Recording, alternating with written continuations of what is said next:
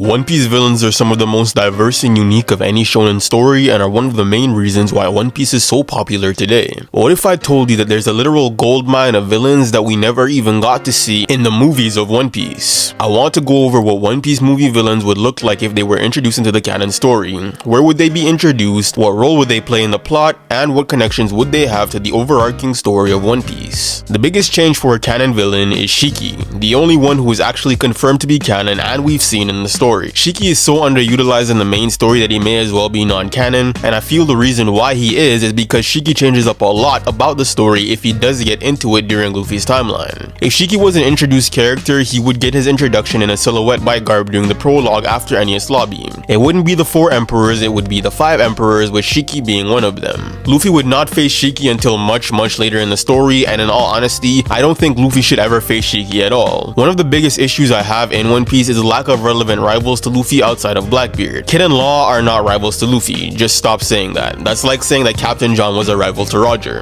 If Shiki was to be introduced, I think it would be best for him to be an emperor for another character to defeat. Luffy may face him too early and run away like he did with Big Mom and Whole Cake Island, but then he gets defeated in the future by Kid. Kid being on Wano was a useless addition narratively outside of him being there to beat Big Mom. I think Shiki should get beaten by Kid, Luffy should get Kaido, and Law should get Big Mom if she has to be in Wano. This then gives all of them at least an argument for being rivals, and maybe Luffy's fight with Kaido just goes way easier than Law and Kid's fights do, or maybe their crews help him fight their emperors while Luffy does his solo. That way Luffy has actual competition for the end of the story once Blackbeard is defeated, and that way Law and Kid can get more and more clout as they took out Emperors solo. Law may not become an emperor post Wano after defeating Big Mom due to him not having enough territories and clout, but Kid, Buggy, and Luffy may end up being the ones who fill the emperor spots post Wano, and Kid and Luffy can reunite as genuine equals later on in the story instead of in Udon prison. That way when Luffy blows by Kid, he's not just blowing by someone with no actual respectable feats, he's blowing by another emperor in his generation, similar to how Roger blew by his rivals in his generation. Once Shiki is defeated, I think he's dead permanently because Kid killing Shiki is a lot more likely than Luffy killing Shiki.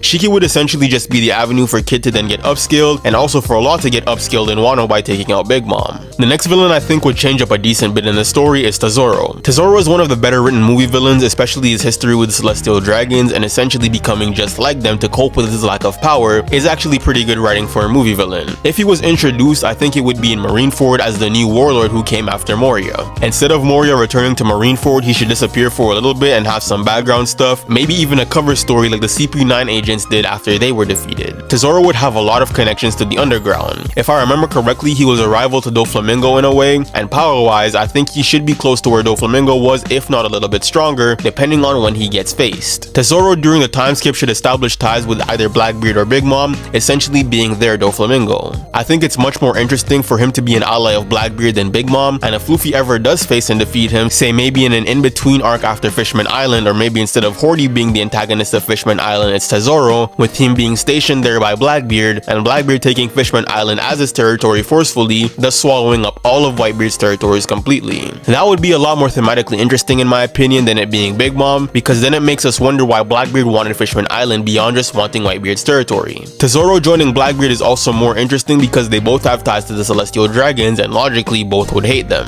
Tesoro might hear that Blackbeard wants to be king of the world and decides to side with him after seeing how terrifying he was in Marineford and then hearing he also recruited Aokiji. He can also accomplish the same racial tensions of Fishman Island, and Hordy could also be a secondary villain in the arc as well, maybe one for Jinbei to face off against like he originally planned. Or maybe Luffy ends up defeating both Hordy and Tesoro. After his defeat, Tesoro could either reappear as one of the Titanic captains to show that Blackbeard is not completely awful, which would then lead us to seeing Rocks in his flashback chopping it up with his crew, or Blackbeard could kill him for his failure and take his fruit and feed it to one of the 10 Titanic captains. Maybe give it to Shiryu instead of Absalom's fruit. Tesoro actually did capture Zoro in the movie, so this works here as well. This would end up showing Blackbeard's ruthlessness and solidifying him as an irredeemable villain. Bullet is one that's kind of hard for me to find a space for. If he does get out, I think he'd be a Shiki scenario where he doesn't actually face Luffy as an arc villain, but faces other people instead, namely one of the emperors. Bullet, I think, instead of being released by Buena Festa, should be released by Blackbeard, but Blackbeard would tell Bullet it's up to him if he wants to join him or not, which Bullet would refuse. Bullet would do his own thing during the time skip and challenge one of the 5 emperors after defeating some of the supernova Musica, maybe Orochi, Drake, or Bonnie to give an explanation on their strength gains, and the Emperors I see him challenging are either Shanks or Kaido. I think Shanks is a better pick because of him being a former Roger pirate, and genuinely I see him giving Shanks a good battle but ultimately losing, which would cause him to then change his perspective on Roger being the top to Shanks now being the top. Bullet losing to Shanks gives Shanks more strength clout for the future as one of the tops of the era, and this could either result in Bullet joining the red hair pirates like how he joined after losing to Roger, or him going around and doing his own thing after. Maybe after losing to Shanks he runs into Blackbeard again, and Blackbeard convinces him to join, similar to how he convinced Aokiji to join after he lost to Akainu.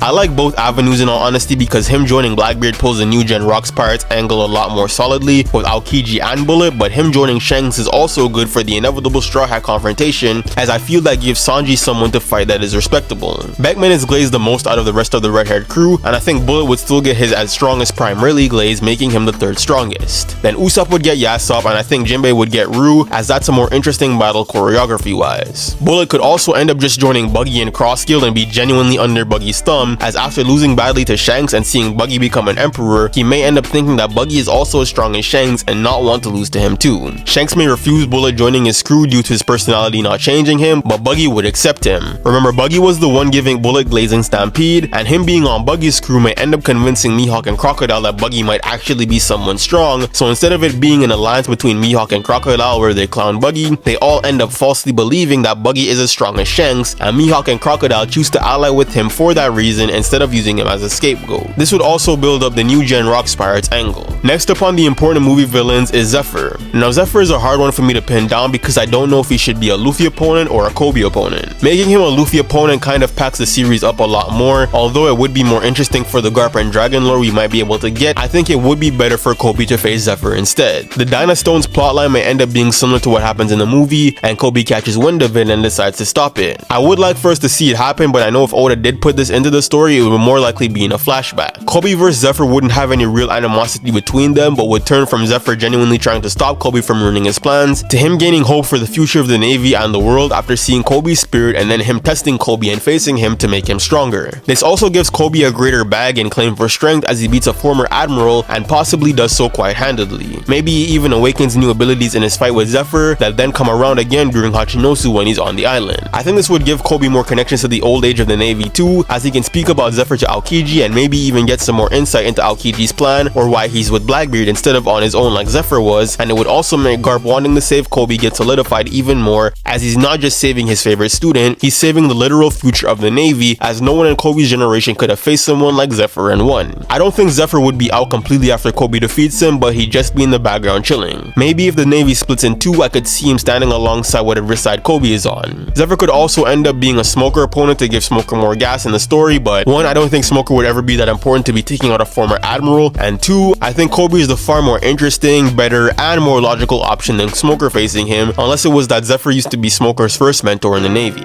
Uta and Taut Musica I think should be the antagonists we face in Egghead and the first hint we get at Shanks being a celestial dragon. I don't think Uta should be Shanks' daughter if she's being introduced into the main story, but instead be Shamrock's daughter. Her being stationed on Egghead would be due to Garland being in control of watching over the Mother Flame, and that's how we get introduced to him. Luffy would face Uta and save Vegapunk that way, as Vegapunk would be researching the ancient history right under the world government's nose, and because he's so smart, it's easy to explain why Uta wouldn't notice earlier.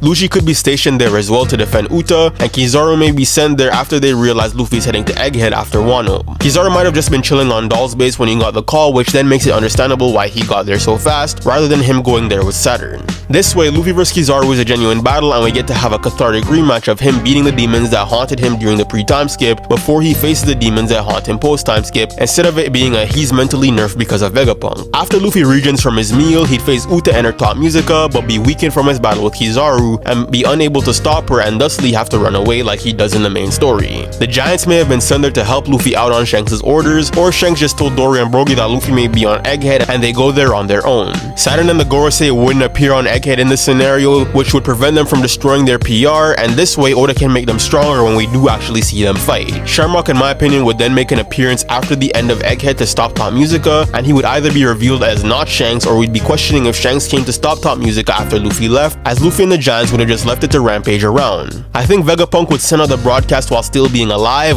or the broadcast wouldn't get sent out during Egghead but instead be on Elbaf after Imu kills Vegapunk, either Gunko's body or after showing up personally, which would then be ironic as Imu's the one who inevitably revealed his own secrets to the world by coming down himself and killing Vegapunk. Shamrock being on Egghead would mean he probably wouldn't appear in Elbaf, and we may end up seeing another Holy Knight with Gunko attacking Loki, maybe Sommers. That way Loki gets his get back on both Sommers and Gunko like we see in the manga right now. Garland becoming a Gorosei may not happen after Egghead, or it's possible that one of the Gorosei gets sent with the Holy Knights during Elbaf and Loki kills one of them, thus making Garland a Gorosei after Elbaf instead of Egghead. That's gonna be the last of the movie villains that we care about, or more accurately know as movie villains. Now I'm gonna be getting into two more obscure villains that people don't talk about as much, the ones we see during the pre-time skip movies. El Dorado was the first One Piece movie villain we receive. I've never actually watched this movie, so I'm basing most of what I say about him off the wiki. Generally, that's what I'm gonna be doing for him and the other villain I talk about in this section, as I can't find the movies for them, and I don't think I'd be able to sit through them even if I could. But moving on, he's a very greedy, gold-obsessed person, and based on what you can see from his appearance and his love of gold, he looks like a Shandoran and is obsessed with gold, so I see him being an addition villain, not on Enel's side, but on the side of the Shandorans, as instead of making all the Shandorans seem righteous, I think it would be even more interesting to have some greedy villains on their side as well, that operate as, say, a third faction, with Dorado being their leader. This would operate great thematically, and I think this would be a great opponent for Wiper to face and defeat, instead of him getting whooped by Enel and playing almost no role in the saving of his land. Dorado could then come back as a pirate on the Blue Sea, maybe even alongside Bellamy, as Bellamy did go to the Sky Island, and Dorado's defeat at the hands of Wiper and seeing Luffy beat Enel may have caused him to mellow out, similar to Bellamy after he lost to Luffy. Saga is going to be the last one I speak about, and genuinely I didn't even know this guy existed because no one at all talks about him, which I'm actually surprised about because of how cool of a concept character he is. He's the villain of the 5th One Piece movie and is a childhood friend of Zoro, an ambitious swordsman and also a marine. But because of a cursed blade he wields named Shishiseken, he ends up becoming more villainous as the sword overwhelms him.